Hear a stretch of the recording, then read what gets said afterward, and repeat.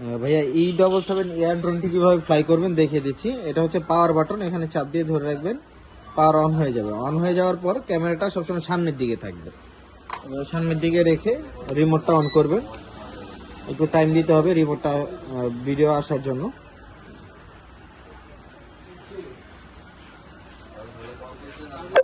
এই যে আপনার ক্যামেরা চলে আসছে। এখন হচ্ছে এই যে লাইটটা বাফারিং করতেছে, তার মানে ড্রোনের সাথে রিমোট এখনো কানেক্ট হয়নি।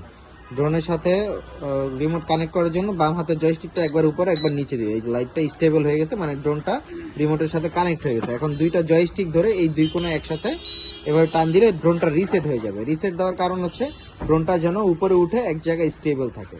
এই যে দুইটা জয়স্টিক ধরে এই দুই কোণায়, হ্যাঁ এই দুই কোণায় একসাথে এভাবে টান দিলে হচ্ছে আপনার রিসেট হয়ে যাবে। এখন বাম হাতের জয়স্টিকটা একবার উপরে দিলে পাখাটা অন হয়ে যাবে, আবার উপরে দিলে এরকম ড্রোনটা উপরে উঠে যায় এরকম স্টেবল থাকবে। হ্যাঁ এই যে এরকম স্টেবল থাকবে। এখন হচ্ছে আপনি বাম হাতের জয়স্টিকে যত উপরে দিবেন ড্রোন তত উপরে উঠবে, যত নিচে দিবেন তত নিচে নামবে। এভাবে ডান পাশে দিলে 360 ডিগ্রি অ্যাঙ্গেলে ডানে ঘুরবে, এভাবে বাম পাশে দিলে 360 ডিগ্রি অ্যাঙ্গেলে বামে ঘুরবে। ডান হাতের জয়স্টিকের কাজ হচ্ছে যত সামনে দিবেন সামনে যাবে, পিছনে দিলে পিছনে, ডানে দিলে ডানে, বামে দিলে বামে। এটা হচ্ছে কন্ট্রোলের কাজ।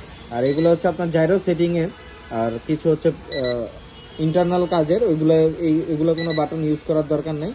এটা হচ্ছে আপনার ছবি তোলার, যখন মেমোরি কার্ড রিমোটে দিয়ে আপনি এটাতে ক্লিক করবেন ছবি উঠবে, এটাতে ক্লিক করলে ভিডিও উঠবে। এভাবেই চালানোর নিয়ম, এভাবেই চালাবেন।